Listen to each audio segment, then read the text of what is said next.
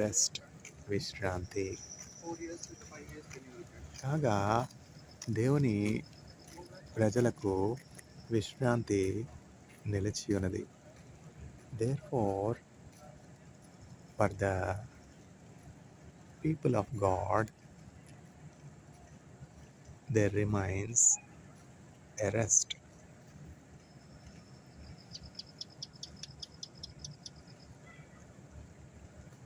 హెబ్రీలకు రాసిన పత్రిక 4వ అధ్యాయము 9వ వచనము. Hebrews chapter 4 verse 9. విశ్రాంతిని చెడు దేవా, శ్రమలల్ల తీర్చెడు నాథా, ప్రేమతో ఆదరించుమయా. విశ్రాంతిని చెడు దేవా, శ్రమలల్ల తీర్చెడు నాథా, ప్రేమతో ఆదరించుమయా. విశ్రాంతి, రెస్ట్. కాగా దేవుని ప్రజల కొరకు విశ్రాంతి నిలిచి ఉన్నది.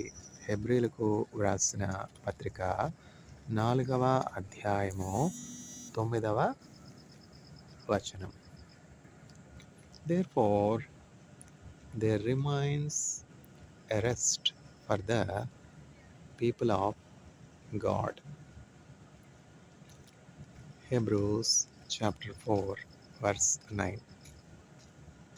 చారిత్రకంగా మనం చూసినట్లయితే బైబిల్ వాక్యాన్ని బట్టి అబ్రహాము సంతతి వారు దేవుని బిడ్డలు, దేవుని ప్రజలు, పీపుల్ ఆఫ్ గాడ్ అంటే దేవుని ప్రజలు అని బైబిల్ గ్రంథంలో వ్రాయబడి ఉన్నది. దేవుడు తానే చెప్తున్నాడు, నేను అబ్రహాము దేవుడను, ఇస్సాకు దేవుడను, యాకోబు దేవుడను. అబ్రహాం కుమారుడు ఇస్సాకు, ఇస్సాకు కుమారుడు యాకోబు. ఈ ముగ్గురులో ఒక ప్రత్యేకమైనటువంటి అంశం ఉన్నది, లక్షణం ఉన్నది, క్వాలిటీ ఉన్నది. అదేమిటి అంటే దేవుని యందు విశ్వాసం లేకుండా దేవునికి ఇష్టలేనుట అసంభవం. వీళ్ళు ఎన్నో కష్టాల గుండా వెళ్ళారు, శ్రమల గుండా వెళ్ళారు, అనిశ్చయతల గుండా వెళ్ళారు, ఇబ్బందుల గుండా వెళ్ళారు. మన ఎదుట మంచి మాదిరి వాళ్ళు ఉంచారు. వారి పరుగు తొదముట్టించుకుని చక్కగా వాళ్ళు సియోనుకు వెళ్ళిపోయినారు. సియోను అంటే పరలోకం. ముస్లింలైనా, హిందువులైనా, క్రైస్తవులైనా పరలోకం ఉన్నది అని నమ్ముతాం, నిత్య జీవం ఉన్నది అని నమ్ముతాం. అంటే హిందువులు మోక్షం అంటారు, క్రైస్తవులు రక్షణ అంటారు, సాల్వేషన్ అంటారు. పదాలు వేరైనా అర్థం ఒకటే.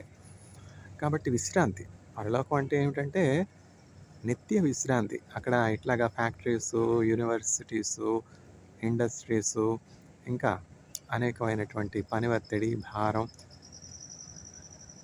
ఏమిటి విత్తడం, కోయడం, ఇట్లాంటివి, భూమిని సాగు చేసుకోవడం, ఇట్లాంటివి ఏమి కూడా ఉండవు అన్నమాట. ప్రారంభంలో భూలోకం కూడా పరలోకంలా ఉండేది. చక్కగా ఒక ప్రత్యేకమైనటువంటి స్థలాన్ని దేవుడు చూసి భూలోకంలో ఒక తోట నాటి మానవులకు అనుకూలమైనటువంటి వాతావరణం. ఇప్పుడు ఎలోన్ మస్క్ ఉన్నారు, $900 బిలియన్ ఆయన ఆస్తి. అంటే టాప్ ట్రిలియనర్స్ లిస్ట్లో he is close to trillionaires top list. He is first in the list of world trillionaires. అంతా ఐశ్వర్యవంతుడు, అంతా ధనవంతుడు. స్పేస్ ఎక్స్ మార్స్ దగ్గరికి వెళ్ళి మార్స్ మీద ఉండిపోయారా? స్పేస్లో వెళ్ళారు, స్పేస్కి వెళ్ళారు. రాకేష్ శర్మ గారు ఎర్త్ ఆర్బిట్లోకి వెళ్ళారు, రష్యన్ ఆస్ట్రోనాట్స్తో కలిసి అక్కడే ఉండిపోయారా? ఎందుకని అంటే ఆ స్పేస్లో ఉన్నటువంటి వాతావరణం, అక్కడ ఉన్నటువంటి పరిస్థితులు, అక్కడ ఉన్నటువంటి కండిషన్స్ మానవుల నివాసానికి అనుకూలమైనవి కావు. నాసా ఇంకా అనేకమైనటువంటి స్పేస్ రీసెర్చ్ ఆర్గనైజేషన్స్ ఉన్నాయి కదా, రష్యాలో ఉన్నాయి, చైనాలో ఉన్నాయి, advanced space research organizations. ISRO ఆ నాసా కంటే ఏం తక్కువేం కాదు. ఇస్రో సైంటిస్టులు ఎంతో చక్కని మంచి అచీవ్‌మెంట్స్ చేశారు. ఇంత గొప్ప స్పేస్ రీసెర్చ్ జరుగుతా ఉంది. కానీ ఏ ఒక్కరైనా ఎర్త్ లాంటి ఇంకొక నివాసయోగ్యమైనటువంటి గ్రహం ఉన్నది అని కనుగొనగలిగారా? లేదుగా. ఎందుకంటే బైబిల్‌లో చెప్పబడలా. దేవుడు ఏమని చెప్తా ఉన్నారంటే, దేవుని వాక్యం ఏమని చెప్తాందంటే, మనుష్యులకి నివాసానికి అనుకూలమైనటువంటి స్థానము భూగోళము. ఆ భూగోళాన్ని దేవుడు సృజించాడు. ఆ భూమి శూన్యంలో వేలాడుచున్నది. శూన్యములో ఈ భూమిని వ్రేలాడదీసిన నా యేసయ్యా. చూసారా శూన్యంలో భూమి ఎట్లా వ్రేలాడుతుంది? అదేమన్నా కేజీ ఆ బరువు? 2 కేజీలా? ఎంతో ఆ! ఇప్పుడు సూర్యగ్రహం మనం చూసుకున్నట్లయితే 333,000 టన్స్ అనమాట. 333,000 టన్స్ బరువు. ఎర్త్ కంటే. కంపారిజన్ అనమాట. వెయిట్ ఎట్లా ఉంటుంది అని ఒక కంపారిజన్ కోసం చెప్తా ఉన్నాను. సోలార్ సిస్టమ్ మనం చూసినట్లయితే, సోలార్ సిస్టమ్ అంటే మనకు తెలిసినటువంటి సోలార్ సిస్టము, మన చుట్టూ ఉన్నటువంటి సోలార్ సిస్టమ్ గురించి మాట్లాడుతున్నాను. సోలార్ సిస్టమ్స్ అనేకం ఉన్నాయి. పాలపుంతలంటే మిల్కీ వేస్ అనేకం ఉన్నాయి. సోలార్ సిస్టమ్స్ అనేకం ఉన్నాయి. యూనివర్స్‌లో, సృష్టిలో ఏంటంటే ఇప్పుడు బావిలో కప్ప ఏమనుకుంటదంటే నుయ్యి మాత్రమే ప్రపంచము అని అనుకుంటుంది. ఇప్పుడు నేను రాజమండ్రిలో గవర్నమెంట్ కాలేజీని చూసేవాడిననమాట. స్కూలు, కాలేజీకి వెళ్ళేటప్పుడు అప్పుడప్పుడు గవర్నమెంట్ కాలేజీకి వెళ్ళే అవకాశం కలుగుతుండేది. అంటే స్కూల్లో ఎన్‌సీసీ అని నేషనల్ క్యాడెట్ క్రాప్స్ అని ఒక విభాగం ఉండేది. ఆ national cadet corps training sessions మాకు government arts and science college, government కాలేజీలో జరిగేవన్నమాట. ఇక్కడ రాజమండ్రిలో 2 గవర్నమెంట్ కాలేజీలున్నాయి. గవర్నమెంట్ కాలేజ్ రైల్వే స్టేషన్స్‌కి దగ్గరలో ఉంది. అది అందులో మ్యాక్సిమమ్ +1, +2 ఉన్నాయి. ఆ గవర్నమెంట్ కాలేజ్ ఎందుకనంటే జస్ట్ ఫర్ +1 అండ్ +2 అనమాట. రైల్వే స్టేషన్‌కి దగ్గర ఉన్నటువంటి. ఇంకొక కాలేజ్ కూడా ఉంది. అదేమిటంటే గవర్నమెంట్ ఆర్ట్స్ కాలేజ్. అందులో graduation, post graduation affiliated to Andhra university అనమాట. ఇప్పుడు కాలేజ్ డేస్ అంటే 11థ్, 12థ్ చదివేటప్పుడు మేము కాలేజ్‌కి డేసే కాదు అంతకంటే ముందు స్కూల్లో ఉన్నప్పుడే నేషనల్ క్యాడెట్ క్రాప్స్ ట్రైనింగ్ కొరకు మమ్మల్ని గవర్నమెంట్ ఆర్ట్స్ అండ్ సైన్స్ కాలేజ్‌కి తీసుకొని వెళ్ళేవారు. విద్యానగర్ దగ్గర అనమాట. విద్యానగర్‌కి, నెహ్రూ నగర్‌కి మధ్యలో ఉంది government arts college. Arts and science college. Science కూడా ఉంది. కాకపోతే ఆ కాలేజ్‌ని arts college, arts college, arts college అంటారు. ఎందుకంటే ప్రారంభంలో కేవలం ఆర్ట్స్ మాత్రమే ఉండేవనుకుంటా. అందువల్ల ఆర్ట్స్ కాలేజ్ అని పిలిచేవారు. అది ఎప్పటి కాలం, అది ఎప్పటి కాలేజ్ అంటే చాలా పురాతనమైనటువంటి కాలేజ్ అనమాట. ఇంచుమించు మెట్కాఫ్ హాస్టల్ అని ఉంటుంది. చాలా అక్కడ ఉన్నటువంటి పరిసరాల్లో ఉన్నటువంటి ఇన్స్టిట్యూట్స్ వాటన్నింటి మీద కూడా బ్రిటిషర్స్ ప్రభావం ఉన్నది. బ్రిటిషర్స్ కాలంలో స్థాపించినటువంటి కాలేజ్ అనమాట. అందువల్ల ఆ కాలేజ్ ఎంతో ప్రాముఖ్యమైనటువంటి కాలేజ్. ఎంతో హిస్టారికల్‌గా చూసినట్లయితే ఎంతో నాలెడ్జ్ ఉన్నటువంటి ప్రొఫెసర్స్ అక్కడ పనిచేశారు. చాలా రెప్యూటెడ్ కాలేజ్. అక్కడికి వెళ్ళినప్పుడల్లా నేను ప్రార్థన చేస్తూ ఉండేవాడిని. ఇక్కడ నేను బీఎస్సీ, ఎంఎస్సీ చేస్తే బాగుంటుంది కదా! నా స్కూల్ అయిపోయాక, తర్వాత +1, +2 అయిపోయాక బీఎస్సీ, ఎంఎస్సీ ఇక్కడ నేను చదివితే చిన్నప్పటి నుంచే స్కూల్ డేస్ నుంచి కాలేజ్ గ్రౌండ్స్ అవన్నీ కూడా చాలా విశాలంగా ఉండేవి. చూసి చాలా పెద్ద గ్రౌండ్సే కాలేజ్ ముందు, కాలేజ్ వెనక ఎంత ఖాళీ స్థలం ఉంది. అబ్బా! ఎన్ని రూమ్స్ ఉన్నాయి ఈ బిల్డింగ్‌లో, ఎన్ని క్లాసెస్ రూమ్స్ ఉన్నాయి. ఇంచుమించు first floor, second floor, left and right అనమాట. లెఫ్ట్ సైడ్ అంటే విద్యానగర్ నుంచి చూస్తే కుడివైపు వచ్చి ఆర్ట్స్ బ్లాకు, ఎడమ వైపు వచ్చి సైన్స్ బ్లాక్. అట్లనే నెహ్రూ నగర్ నుంచి చూస్తే ఎడమ వైపునేమో ఆర్ట్స్ బ్లాకు, కుడివైపునేమో సైన్స్ బ్లాక్ అట్లా అనమాట. కాలేజ్ ముందు వెనక వచ్చి చక్కని ఫ్రీ స్పేస్ అనమాట. అందులో మామిడి చెట్లు ఇంకా చాలా చాలా చెట్లు ఉంటాయి. విశాలమైనటువంటి ప్రాంగణం వృక్షాలతో చక్కగా ఈవినింగ్స్ కూర్చోవచ్చు. అంటే గోదావరికి కూడా బాగా దగ్గర అనమాట. అక్కడి నుంచి సైకిల్ మీద ఒక 5 మినిట్స్ అట్లా వెళ్తే కంబాల చెరువు దాటి వెళ్తే గోదావరి గట్టు. ఆ గోదావరి గట్టు దగ్గర చాలా చక్కని ప్రశస్తమైనటువంటి కూల్ బ్రీజ్ అనమాట. ఇప్పుడంతా బిజినెస్ అంతా పెరిగిపోయి ఇప్పుడు ఆ గోదావరి గట్టు అంతా కూడా చాలా మట్టుకు ఆక్రమణలకు గురై ఇంకా ఆ ఎన్విరాన్మెంట్ పురాతన కాలంలో ఉన్నటువంటి ఆ కామ్నెస్, ఆ ట్రీస్ అవన్నీ కూడా క్రమక్రమంగా తగ్గిపోతూ ఉన్నాయి. అట్లాంటి చక్కని ఆ వాతావరణాన్ని చూసినప్పుడు నేనెప్పుడు కూడా ప్రార్థన చేసుకునేవాడిని. ప్రభా! ఇక్కడ నేను బీఎస్సీ, ఎంఎస్సీ చదువుకునే అవకాశం కల్పించు అని ప్రార్థన చేసుకొని అట్లానే నా ట్రైనింగ్ అయిపోయినాక ఎన్‌సీసీ ట్రైనింగ్ అంటే ఏంటంటే రైఫిల్ షూటింగు, తర్వాత రన్నింగు, తర్వాత ఏంటంటే క్లైంబింగ్ ఆఫ్ వాల్సు, ఏంటంటే చాలా ఎత్తైనటువంటి గోడ ఎక్కడం, తర్వాత దాన్ని మీద నుంచి దూకడం, ఇట్లాంటి ట్రైనింగ్స్ అన్నీ మాకు ఎన్‌సీసీలో స్కూల్ డేస్ నుంచి ఇచ్చేవారనమాట.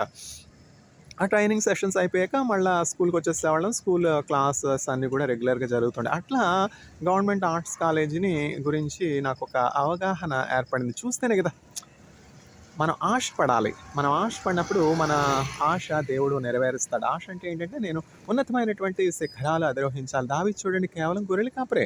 కేవలం గొర్రెలు మేపుకుంటా ఉన్నాడు. అయినా అతని ఆశ ఏంటి? ప్రభా! నేను ఎక్కలేనంత ఎత్తైన కొండపైకి నన్ను ఎక్కించుము. Lord lift me to the rock that is higher than I. ఇదంతా నేను ఎందుకు చెప్తా ఉన్నానంటే నేను ఆర్ట్స్ కాలేజ్‌ని చూసినప్పుడు అదే నా కెరియర్‌లో అత్యున్నతమైనటువంటి విద్యా సంస్థ అని అనుకున్నాననమాట. నేను కోరుకున్నట్లే మనము కోరుకున్న రేవుకు ఆయన మనల్ని నడిపించును. He has led to the heaven that we have desired. మనము కోరుకున్నటువంటి రేవునకు ఆయన మనల్ని నడిపించునన్న వాగ్దానం ఉంది చూసారా? మనం కోరుకోవాలి. ఏ రేవు మనకిష్టమో దాన్ని కోరుకోవాలి. కానీ అది దేవుని చిత్తమా అని కూడా మనం ఆలోచించుకోవాలి. నేను కోరుకున్నాననమాట గవర్నమెంట్ కాలేజీలో రావడం అంత సులువేం కాదు. బీఎస్సీ ఎందుకంటే ఎంత హెవీ కాంపిటీషనో, చాలా హెవీ కాంపిటీషను. మెరిట్ మీద అక్కడ రావడం అన్నది చాలా చాలా కష్టం అనమాట. అట్లాంటి క్లిష్టమైన, ఏమిటి ఉదయం 4:30కి లేచేది. తర్వాత టైప్ రైటింగ్ క్లాసెస్‌కి వెళ్ళేది, షార్ట్ హ్యాండ్ క్లాసెస్‌కి వెళ్ళేది, మ్యూజిక్ క్లాసెస్‌కి వెళ్ళేది. తర్వాత ఇంకేమిటి ఈ ఇవి అవి ట్యూషన్స్, మ్యాథమెటిక్స్ ట్యూషన్స్ కాలేజీలో 11, 12 క్లాసెస్. అంటే రాజమండ్రిలో పేరు పొందినటువంటి ఒక మాస్టర్ ఉండేవారు మ్యాథమెటిక్స్‌లో. ఆయన పేరేంటంటే బీబీబీ శాస్త్రులు గారు. చక్కని రీతిలో మ్యాథ్స్ బోధించేవారనమాట. ఫిజిక్స్, కెమిస్ట్రీ ట్యూషన్స్‌కి వెళ్ళే అవకాశం కలగలేదు. నేను సొంతంగానే ప్రిపేర్ అయ్యాను. మ్యాథమెటిక్స్‌కి మాత్రం ట్యూషన్‌కి వెళ్ళేవాడిని 11థ్ అండ్ 12థ్. నేను అక్కడ నేర్చుకునేది నేను 10థ్, 8థ్, 9థ్ పిల్లలకి ట్యూషన్స్ చెప్పేది 11థ్‌లో ఉన్నప్పుడు. కాలేజ్ డేస్ నుంచి ట్యూషన్స్ చెప్పడం అలవాటు. అట్లా ఏమిటంటే మనం కోరుకోవాలి. మనం కోరుకున్నప్పుడు దేవుడు మనం ఎక్కలేనంత ఎత్తైన కొండపైకి మనల్ని ఎక్కిస్తాడు. మన పిల్లలకు కూడా ఉన్నతమైనటువంటివి మనం చూపించాలనమాట. Twinkle twinkle little star how I wonder what you are up above the world so high like a diamond in the sky అని మనకి మన టీచర్సు నర్సరీలో ఉన్నప్పుడు, కిండర్ గార్డెన్‌లో ఉన్నప్పుడు నేర్పించారు. అవునా కాదా? ఏంటప్పుడు మనకి స్టార్ అంటే ఏంటో తెలుసా? స్కై అంటే ఏంటో తెలుసా? డైమండ్ అంటే ఏంటో తెలుసా? కానీ మనకేమీ తెలియకపోయినా, మనకేమీ అర్థం కాకపోయినా మనల్ని అట్లా బై హార్ట్ చేయించేవారు. అది నేర్పించడం అంటే. ఆ రైమ్స్ మన హృదయంలో నాటుకుపోయాయి చూసారా? తర్వాత పిల్లలకి తెలుస్తుంది. అవి నేర్చుకున్నాక క్రమక్రమంగా పిల్లలు పెద్దవాళ్ళు అవుతూ ఉన్నప్పుడు, వాళ్ళు చిన్నప్పుడు వాళ్ళ టీచర్ గారు ఏం నేర్పించారు? అప్పుడు స్కై అంటే ఇది కదా! స్టార్ అంటే ఇది కదా! డైమండ్ అంటే ఇది కదా! అందుకని మనం ఏంటంటే, ఇప్పుడు పిల్లలకి ఏం అర్థమవుతుందిలే.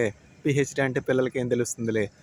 లా అంటే పిల్లలకి ఏం తెలుస్తుందిలే. దేవుని వాక్యం పిల్లలకి ఏం అర్థమవుతుందిలే. ప్రార్థన అంటే పిల్లలకి ఏం తెలుసులే అని మనం అనుకోకూడదు. వాళ్ళు మనకంటే జ్ఞానం ఉన్నటువంటి వారు. చిన్నతనం నుంచి వారు నడవలసినటువంటి త్రోవ మనం వారికి చూపించాలి. వారికి మంచి శిక్షణ ఇవ్వాలన్నమాట.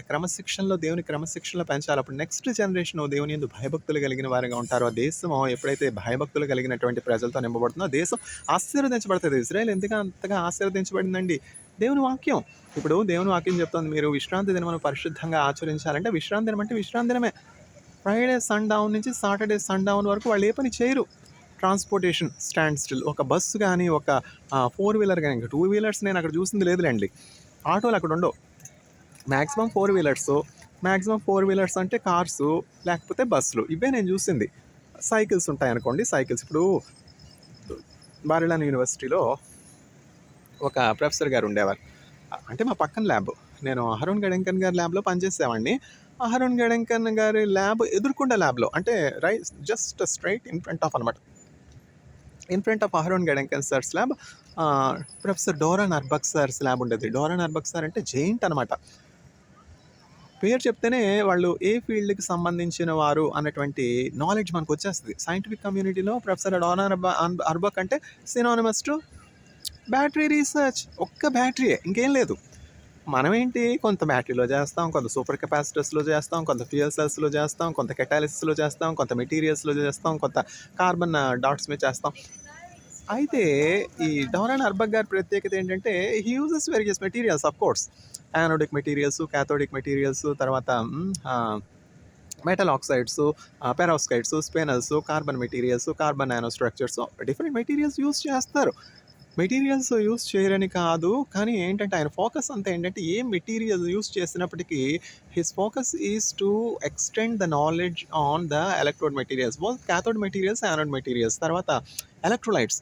ఆ బ్యాటరీ ఫ్యాబ్రికేషన్‌లో different components. He has say in the building of the iron dome. Iron dome అంటే ప్రొటెక్షన్ కదా! ఐరన్ డోమ్ దేని మీద వర్క్ చేస్తది? ఐరన్ డోమ్ వచ్చి బ్యాటరీస్ మీద వర్క్ చేస్తది. ఆయన ఒక సెంటర్ కూడా స్థాపించారు. ప్రొఫెసర్ డోరాన్ అర్బక్ సారు బారెలాన్ యూనివర్సిటీలో ఫుల్ ప్రొఫెసర్‌గా ఉండడమే కాక ఇప్పుడంటే ఎమెరిటస్ ప్రొఫెసర్‌లండి. అప్పుడు నేనున్న టైంలో అంటే 2010-2016 ఆయన ఎమెరిటస్ ప్రొఫెసర్‌గా ఉండేవారు. ఎమెరిటస్ ప్రొఫెసర్ కాదు, ఫుల్ ప్రొఫెసర్‌గా ఉండేవారు. ఇప్పుడు ఎమెరిటస్ ప్రొఫెసర్‌గా ఉన్నారు. ఆ టైంలోనే అంటే 2010 ఆ టైంలోనే ఆయన ఒక centre for electrochemical energy systems అని చెప్పి battery super capacitors, of course battery నుంచి ఆయన క్రమక్రమంగా సూపర్ కెపాసిటర్స్‌ని కూడా డీల్ చేశారు. బ్యాటరీకి సూపర్ కెపాసిటర్‌కి డిఫరెన్స్ ఏంటి అంటే batteries are energy conversion devices. ఎనర్జీని కన్వర్ట్ చేస్తాయి. స్టోర్ చేసే శక్తి, స్టోర్ చేసే టెక్నాలజీ బ్యాటరీలో లేదు. Batteries are just meant for energy conversion devices అనమాట. సూపర్ కెపాసిటర్స్ అంటే ఎనర్జీ స్టోరేజ్ డివైజెస్ అనమాట. ఎనర్జీ కన్వర్ట్ అవుతూ ఉంటుంది. బ్యాటరీస్ కూడా ఎనర్జీ స్టోరేజ్ డివైజెస్ కదా. Fuel cells are energy conversion devices. Fuel cells వచ్చి కెమికల్ ఎనర్జీ ఎలక్ట్రికల్ ఎనర్జీగా కన్వర్ట్ అవుతుంది. బ్యాటరీలో మనం ఎనర్జీ సేవ్ చేసుకుంటాం. సూపర్ కెపాసిటర్స్‌లో కూడా ఎనర్జీ సేవ్ చేసుకుంటాం. అదే కాదు, చదువుకున్నాడు కాకరకాయని కిక్కరకాయ అన్నాడంట. అట్లా ఉంది. ఎంత చదివేస్తే అనుమతి పోయినట్టు. Fuel cells energy conversion devices. Batteries, super capacitors వచ్చి ఎనర్జీ స్టోరేజ్ డివైజెస్. ఆయన వర్క్ చేసేది ఏంటంటే ఎనర్జీ స్టోరేజ్ డివైజెస్. ఇప్పుడు చూడండి, సోలార్ ఎనర్జీ ఉంది. సోలార్ ఎనర్జీని ఎలక్ట్రికల్ ఎనర్జీగా కన్వర్ట్ చేసి బ్యాటరీస్‌లో స్టోర్ చేస్తారు ఆ ఎనర్జీని. అంటే batteries are energy storage devices, fuel cells are energy conversion device. అట్లా ఆయన ఫ్యూయల్ సెల్స్‌లో ఏం వర్క్ చేయలేదు కానీ డేవిడ్ జొత్తూన్ అని ఒక ప్రొఫెసర్ గారు ఉన్నారు. డేవిడ్ జొత్తూన్ అనే ఆ ప్రొఫెసర్ గారు వచ్చి టోటలీ ఫ్యూయల్ సెల్స్ మీద వర్క్ చేశారనమాట. అట్లా ఒక్కొక్క పేరు మనం తీసుకున్నట్లయితే Israeli professors, they are known for a particular achievement, they are known for a particular field of research. ఇప్పుడు ప్రొఫెసర్ అహరోన్ గడెంకన్ గారు తీసుకుందాం. 900 పేపర్స్, ఇప్పుడంటే 1000 అయిపోయాయి అనుకోండి. వెబ్ ఆఫ్ సైన్స్‌లోను, స్కోపస్‌లోను 1000 పేపర్స్. అంటే ఏంటంటే ఇట్లాంటి అడ్వాన్సెస్, ఇట్లాంటి ప్రోగ్రెస్, ఇట్లాంటి అప్‌లిఫ్ట్‌మెంట్ సడన్‌గా ఒక్క డేలో వచ్చేయవు. ఆయన కెరియర్‌లో అనేకమైనటువంటి టఫ్ సిట్యుయేషన్స్ ఎదుర్కొన్నారు. ఒకసారి ప్రొఫెసర్ బి. విశ్వనాథన్ సారు నేను ఇజ్రాయెల్‌లో ఉన్నప్పుడు మెయిల్ చేశారనమాట. మీ ప్రొఫెసర్ గారు ఉన్నారు కదా, మీ సూపర్వైజరు, మీ బాస్ ప్రొఫెసర్ అహరోన్ గడెంకన్ సారు, ఆయన మన సెంటర్‌కి ఒక లెక్చర్ ఇస్తే బాగుంటుంది కదా. గడెంకన్ సార్ టైము అనుకూలం అయితే, ఆయనకి టైం ఉంటే ఇవ్వదలుచుకుంటే ఒక లెక్చర్ ఇస్తే బాగుంటుంది నేషనల్ సెంటర్ ఫర్ కెటాలిసిస్‌లోని రీసెర్చర్స్‌కి, because he is such a wonderful scientist అని నాకు ఒక మెయిల్ చేశారు. నేను వెంటనే వెళ్ళి అహరోన్ గడెంకన్ గారు, మా బాస్ అక్కడ ఆయన కదా, అహరోన్ గడెంకన్ గారిని అడిగాను, sir if you can deliver a lecture to the scholars in national centre for catalysis research, that will be a very useful thing to the scholars, sir. This is the invitation from Professor B. Vishwanathan sir. B. Vishwanathan sir will be personally glad to host you to deliver the lecture online. Ante Dr. Neil, I'm glad, I will do. Okay, just connect me to the group, and whenever is convenient, whatever time is convenient to the scholars of NCCR, I will deliver the lecture. ఆయన lecture ఇస్తూ ఉన్నప్పుడు నేను విన్నాను అనమాట. In that lecture professor Aharon Gedanken sir was sharing his what to say research progress. ఆయన కెరీర్లో ఆయన research ఎట్లా అడ్వాన్స్ అయింది, ఆయన ఎట్లా ఒక ఎస్టాబ్లిష్డ్ సైంటిస్ట్గా గ్రో అయ్యారు అన్నటువంటి విషయాలు చెప్తూ ఒక మాట చెప్పారనమాట. ఏం చెప్పారంటే, there were times in my career when my research has almost come to a stand still. ఒకానొక సందర్భంలో ఇంకా నేను ముందుకు కెరియర్లో వెళ్ళలేను, ఇంకా ఫండింగ్ ఏం లేదు, ల్యాబ్ క్లోజ్ చేసుకోవాలి అనేటువంటి సిచ్యువేషన్ కూడా నా కెరియర్లో వచ్చింది. అంటే ఫండింగ్ లేకపోతే ఏమవుతుంది చెప్పండి. అట్లాంటి టఫ్ కాంప్లికేటెడ్ సిచ్యువేషన్స్ కూడా నా కెరియర్‌లో ఫేస్ చేశాను. Then I dwelt into totally new area of research. I explored totally new areas of research like mm, ultrasonication, microwave, which are very new at that time. I'm ahead of time, and I developed new avenues, new techniques, new methods for the fabrication of nanomaterials, and that made me acquire more funds. So from bottom pit, from a fall, I could rise. చూసారా ఆ ఎల్డర్స్ని మీరు అడిగి చూడండి, experienced లెజెండ్స్ని అడిగి చూడండి. It's not a smooth journey, it's not A bed of roses. ఎవరైనా కావచ్చు, BV Viswanathan గారు కావచ్చు, టీకేవి సార్ కావచ్చు, ప్రదీప్ సార్ కావచ్చు, సిఎన్ఆర్ రావు సార్ కావచ్చు, తర్వాత సబు థామస్ సార్ కావచ్చు, డోరాన్ అర్బక్ సార్ కావచ్చు. మనం అనుకుంటాం 160 హెచ్ ఇండెక్స్, 1000 పేపర్స్ వాళ్ళకేంట్లే. వాళ్ళు ఎన్ని టఫ్ సిచ్యువేషన్స్ ఫేస్ చేశారో, ఎన్ని హోప్లెస్ సిచ్యువేషన్స్ ఫేస్ చేశారో అసలు వాళ్ళ లెక్చర్స్ వింటే తెలుస్తుంది అనమాట. ఆ లెక్చర్లో ప్రొఫెసర్ అహరోన్ గడెంకన్ సార్ ఇట్లా చెప్పారు, there was a time when I thought I have to close my career. There was no fund at all. That was a dry season in my life, in my career. There was no funding at all. And I was almost standstill, and I thought that was the end of my career. Yet, I dwelt into totally new areas of research and explored techniques like ultrasound irradiation, sonication, and then microwave irradiation, and produced novel nanomaterials. And that has been a new avenue. And that has led to pouring out of so many funds. Chusara? Funds లేకపోతే ఎక్కడ మనకి research చేసే అవకాశం ఉంటుంది చెప్పండి. అట్లా మన జీవితంలో ఒక ఫాల్, ఒక ఫెయిల్యూర్ వచ్చినప్పుడు ఆగిపోకూడదు, కృంగిపోకూడదు. కృంగి ఉన్నావాలే, కృంగి ఉన్నావాలే, కృంగి ఉన్నావాలే, కృంగి ఉన్నావాలే, చిరునగవుతో సాగి వెళ్ళెదను భీకర తుఫానులలో, చిరునగవుతో సాగి వెళ్ళెదను భీకర తుఫానులలో, సాగి వెళ్ళెదనో, సాగి వెళ్ళెదనో, చిరునగవుతో సాగి వెళ్ళెదను భీకర తుఫానులలో. With Christ in my vessel, I can smile at the storm, smile at the storm, smile at the storm, smile at the storm. అట్లా ప్రతి వారి జీవితంలో తుఫాన్లు ఉంటాయండి. ప్రతి వారి జీవితంలో తుఫానులు ఉంటాయి. Aharon Gedanken sir 1000 papers publish చేశారంటే ఎన్ని తుఫానులు చూసారు ఆయన. How many falls he has seen, how many downfalls he has seen, how many hopeless situations he has seen in his career. అప్పుడు ఆయన చెప్తే కానీ నాకు తెలియలా. ఆ లెక్చర్ వింటా ఉంటే నాకు తెలిసింది, అహరోన్ గడెంకన్ గారి జీవితంలో కూడా ఇట్లాంటి డ్రై సిచ్యువేషన్ ఉందా, ఇట్లాంటి ఫెయిల్యూర్ ఉందా, ఇట్లాంటి ఫాల్ ఉందా, ఇట్లాంటి హోప్లెస్ సిచ్యువేషన్ ఉందా యాజ్ అ సైంటిస్ట్. అప్పటి వరకు నాకు తెలియదుగా. బీవీ సార్ని అడగాలి, అప్పుడు చెప్తారు. అట్లా బీవీ సార్ నేను చూశాను అనుకోండి, ఆయన జీవితంలో నేను కళ్ళారా చూశాను కదా, ఎన్ని స్లీప్లెస్ నైట్స్, అసలు how much dedication. Indraneel, we have only 2 things in our hands. One is intelligence and hard work. We have no other way to succeed. We have to work hard, we have to use our intelligence. ఎందుకంటే B Viswanathan సార్తో నేను పర్సనల్గా ఇంటిమేట్గా work చేశాను కదా, 8 years ఆయనతో books రాయడము, ఆయనతో చాలా, అందువల్ల చాలా నేర్చుకున్నాను అనమాట. సైన్స్ కానీ, ఒక లైఫ్ టఫ్ సిచ్యువేషన్స్ ఎదుర్కోవడం కానీ. ఇప్పుడు ఒక గ్రేట్ స్టేట్స్మెన్ ఉన్నారు, ఎవరు, విన్స్టన్ చర్చిల్. ఆ విన్స్టన్ చర్చిల్ ఏమంటారంటే,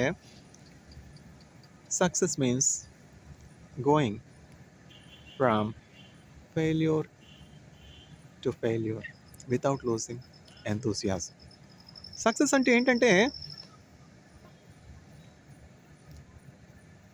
ఫెయిల్యూర్ గుండా వెళ్ళటం, కానీ ఫెయిల్యూర్ తర్వాత ఫెయిల్యూర్, ఫెయిల్యూర్ తర్వాత ఫెయిల్యూర్, ఫెయిల్యూర్ తర్వాత ఫెయిల్యూర్ వచ్చినప్పటికీ ఆసక్తిని ఎప్పుడు కోల్పోకూడదు, గమనం ఎప్పుడు ఆగిపోకూడదు. Success means going from failure to failure, failure to failure, failure to failure, yet not losing enthusiasm. చూసారా, సక్సెస్ ఈజీగా వచ్చేదండి. సక్సెస్ ఒక్కరోజు రాత్రిలో వచ్చేసేదు. ఇప్పుడు థామస్ ఆల్వా ఎడిసన్ ఉన్నారు. థామస్ ఆల్వా ఎడిసన్ ఒక్క అటెంప్ట్‌లోనే ఎలక్ట్రిక్ ల్యాంప్ వచ్చేసిందా? టంగస్టన్ ఫిలమెంట్ ఉన్నటువంటి ఆ ఎలక్ట్రిక్ బల్బ్ వచ్చేసిందా? ఆయన రాసినటువంటి బయోగ్రఫీ చదవాలి, లేకపోతే ఆయన ఆటోబయోగ్రఫీ చదవాలి. ఇవన్నీ నేను చదివాను కదా! థామస్ ఆల్వా ఎడిసన్ బయోగ్రఫీ నేను చదివాననమాట. It's not a overnight discovery. It's not a serendipity. It's not a tale of serendipity. There is so much labor. There is so much hard work. Then he writes like this: I have found 10,000 ways in which a particular thing does not work. చూసారా? 10,000 రీతులుగా ఒక పనిని ఎలాగ చేయకూడదు, ఒక పనిలో విషయం ఎట్లా సాధించలేమో అని నేను కనుగొన్నాను. 10,000 failed attempts, yet Thomas Alva Edison has never lost his enthusiasm. ఒక్క రోజులో వచ్చేసేది. ఒక్క రోజులో మ్యాగ్నెటిజం డిస్కవర్ చేస్తారా? ఒక్క రోజులో ఎలక్ట్రిక్ లాస్ డిస్కవర్ చేశారా? ఎలక్ట్రిసిటీని డిస్కవర్ చేశారా? ఒక రోజులో న్యూటన్స్ లాస్ ఆఫ్ గ్రావిటీ వచ్చిందా? న్యూటన్ అసలు ఆ క్లాస్లో not at all well performing student అనమాట. Newton is a total failure. Newton was reluctant to attend classes also. One fine morning, he was just sitting in the grounds of a university, and what has happened is, from the apple tree, an apple was falling. An apple was falling from the tree on the floor, on the ground. Then Newton has questioned why the apple should fall on the ground and why not the apple should go up. Then the law of gravity was originated. Chusara? Failure to failure without losing enthusiasm. Success means going from failure to failure without losing enthusiasm. ఎవరు చెప్పారు? Winston Churchill. The family of Winston Churchill has to make a move because those were very tough times in his childhood. There was famine in the place where they were living. In such a difficult situation, when their family was moving, because there was ice, there was no vehicle going, they have to go by foot. When they are walking with their luggage and other things, Newton's foot hit to a placard, to a cardboard, to a wooden plank, and it was written on the wooden plank like this: never lose faith in God. చూసారా? దేవుని మీద ఎప్పుడు కూడా విశ్వాసాన్ని కోల్పోవద్దు. ఏ వరద వచ్చిందంటే దేవుని మీద విశ్వాసాన్ని విడిచిపెట్టేయాలా? పరాజయం వచ్చిందంటే దేవుని మీద విశ్వాసాన్ని విడిచిపెట్టేయాలా? అనారోగ్యం వచ్చిందంటే దేవుని విడిచిపెట్టేయాలా? అట్లాంటి పరిస్థితులు వచ్చినప్పుడు, అట్లాంటి కష్టకాలం వచ్చినప్పుడు దేవునికి ఇంకా మనం సన్నిహితంగా ఉండాలి. శోధన శ్రమలు వెంటాడిన ఓదార్చుచుండెని హస్తమో, జీవ కిరీటం నా ముందుండా జీవిత కాలం నడతును, అర్పింతును నా దేవా నా సమస్తం నీ సేవలో, నా సమస్తం నీ సేవలో అందించుమా నీ హస్తమో, ఆదుకోను నా దేవా. శోధనలు, శ్రమలు, అనారోగ్యం, పేదరికం, నిరుద్యోగం, లేమి కలిగినప్పుడు ఇంకా ఎక్కువగా దేవుణ్ణి హత్తుకుని ఉండాలి, దేవుని మీద ఆధారపడాలి. No failure is fatal. No failure is fatal. పడిన తర్వాత లేవడం కూడా నేర్చుకోవాలి. With Christ in my vessel, I can smile at the storm, smile at the storm, smile at the storm. తుఫాన్లు వస్తాయి, వరదలు వస్తాయి, వాటన్నింటిలో కూడా తట్టుకుని నిలబడ్డాలి. ఇప్పుడు ఓక్ ట్రీస్ ఉన్నాయి. ఓక్ ట్రీస్ చాలా పొడుగ్గా పెరుగుతాయి అన్నమాట. ఎంత ఈదురుగాలులు వచ్చినా, ఎంత తుఫాన్ వచ్చినా, ఎంత వరదలు వచ్చినా, ఏమిటి ఈ చెట్లు అంత స్థిరంగా ఉండడానికి కారణం, అంత బలంగా, అంత పటిష్టంగా నిలదొక్కుని ఉండడానికి కారణం ఏంటి అని పరిశోధన చేస్తే, అవి భూమి పైన, భూమి ఉపరితలం మీద ఎంత ఎత్తైతే ఎదుగుతాయో, భూమి లోపల కూడా అంత లోతుగా ఎదుగుతాయి. ఓక్ ట్రీస్ అంటాం కదా. అందుకని చెప్పి పైన పెరగడమే కాదు, కిందకి కూడా తన్నుకుని వెళ్ళాలి. చూసారా? పునాది అంటే అదే, ఫౌండేషన్ అంటే అదే. ఇప్పుడు బైబిల్ టీచర్ అయినటువంటి ఈఎం బౌండ్స్ గారు ఇట్లా రాస్తారన్నమాట. ఎడ్వర్డ్ మెకండీ బౌండ్స్ గారు, ఆయన అనేక పుస్తకాలు రాశారు. In one of the books he writes like this: what is the difference between conduct and character? మనం చూస్తాం కదా, కాండక్ట్ అండ్ క్యారెక్టర్ సర్టిఫికేట్ అని. పిల్లలు స్కూల్ అయిపోయిన తర్వాత కానీ, కాలేజ్ అయిపోయిన తర్వాత కానీ, యూనివర్సిటీ అయిపోయిన తర్వాత కానీ, they will be given conduct certificate. The conduct and character of the student is satisfactory అని చెప్పి ఇస్తారు. అప్పుడు కొంతమంది స్టూడెంట్స్‌కి క్వెషన్ వస్తుందనమాట. కాండక్ట్, క్యారెక్టర్ 2 ఒకటి కాదా? ఎందుకు కాండక్ట్, క్యారెక్టర్ అని 2 పదాలు యూజ్ చేయడం? The conduct of the student is satisfactory అంటే సరిపోదా? లేకపోతే the character of the student is satisfactory అంటే సరిపోదా? Why the principal or the teacher or the head teacher is using 2 words conduct and character అన్నది question అనమాట పిల్లలకి. మనకి పెద్దవాళ్ళకి ఏం రాదులేండి. ఎందుకంటే వాళ్ళు సాచ్యురేట్ అయిపోయారు కదా! వాళ్ళకి ఆలోచించే మైండ్ కూడా లేదు. వాళ్ళకున్న సమస్యలు వాళ్ళకున్నాయి. ఇంట్లో పాలున్నాయా? పెరుగున్నాయా? ఇంట్లో కాయగూరలున్నాయా? ఇంట్లో ప్రావిజన్ ఉన్నదా? అవి చూసుకోవడానికి అమ్మగారికి సరిపోయాయి. ఇంట్లో అవసరతలకు కావాల్సినటువంటి డబ్బులున్నాయా? ఏటీఎంలో డబ్బులున్నాయా? బ్యాంక్ కార్డ్‌లో డబ్బులున్నాయా? ఆఫీస్‌లో వర్క్ కంప్లీట్ అయిందా? ఇవి చూసుకోవడానికనే నాన్నగారికి టైం సరిపోయాయి. నాన్నగారికి, అమ్మగారికి కాంటాక్ట్, క్యారెక్టర్ గురించి ఆలోచించే సమయం ఏముంది? కాబట్టి పిల్లలు ఇప్పుడు ఏప్రిల్ అయిపోయింది కదా! మే వచ్చేసింది. ఇప్పుడేంటంటే పిల్లలకి ఎగ్జామ్ రిజల్ట్స్ వస్తాయి. ఎగ్జామ్ రిజల్ట్స్ అవ్వగానే స్కూల్లోను, కాలేజ్‌లోను స్టడీ సర్టిఫికేట్‌తో పాటు కాంటాక్ట్ సర్టిఫికేట్ ఇస్తారు. కాంటాక్ట్ సర్టిఫికేట్, స్టడీ సర్టిఫికేట్‌తో పాటు సర్టిఫికేట్స్ ఇస్తారనమాట. ఆ మార్క్స్ లిస్టు, తర్వాత పాస్ సర్టిఫికేట్ ఇవన్నీ ఇస్తారు. పిల్లలు ఆ కాంటాక్ట్ సర్టిఫికేట్ చూసి the conduct and character of the student so and so name రాసి ఈజ్ సాటిస్ఫాక్టరీ అంటారు. అప్పుడు పిల్లలు అడుగుతారనమాట.